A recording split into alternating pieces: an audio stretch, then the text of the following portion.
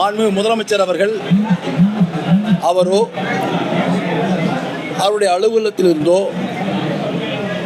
பொதுச் செயலாளர் சந்திப்பதற்கு யாரும் நேரம் கேட்கவில்லை, அனுமதி கேட்கவில்லை என்பதை நான் தெளிவாக இங்கே குறிப்பிட விரும்புகிறேன்.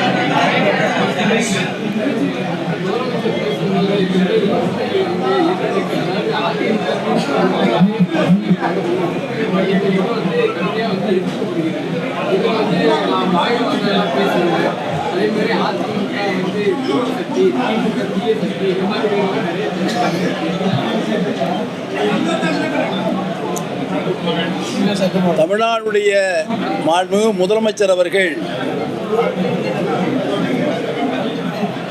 இந்த ரீலை விட்டுக்கிட்டு இன்ஸ்டாகிராமை வச்சுக்கிட்டே ஒரு வருஷமா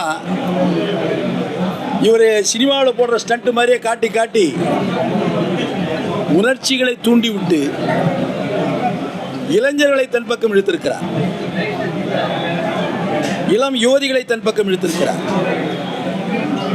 அதன் அடிப்படையில் தான் அவர் பல முறை சொல்லுகின்ற பொழுது, ஒவ்வொரு முறையும் சொல்லுகின்ற பொழுது என்ன கூறியிருந்தார் என்றால், ஒவ்வொரு வீட்டிலேயும் எனக்காக அங்கே தம்பி இருக்கிறார், எனக்காக சகோதரி இருக்கிறார் என்றெல்லாம் சொல்லிக் கொண்டிருந்தார்.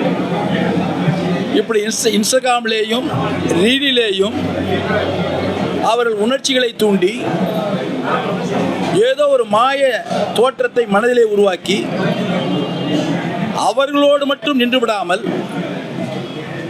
தன் பெற்றோர்களையும் விஜய்க்குத்தான் வாக்களிக்க வேண்டும் என்று அவர்கள் வற்புறுத்தியதன் காரணமாக அவர் வெற்றி பெற்றிருக்கிறார்.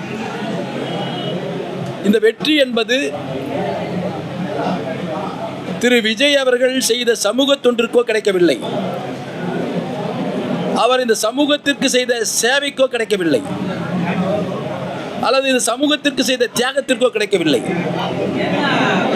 மாறாக நீண்ட காலமாக திராவிட இயக்கங்கள் ஆட்சியில் இருந்த காரணத்தினால்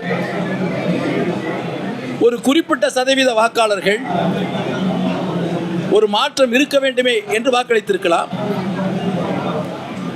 அதே போல ஒவ்வொரு வீட்டிலே இருக்கின்ற இவங்க தம்பிமார்கள் தங்கைமார்கள் வற்புறுத்தி வாக்களித்திருப்பார்கள்.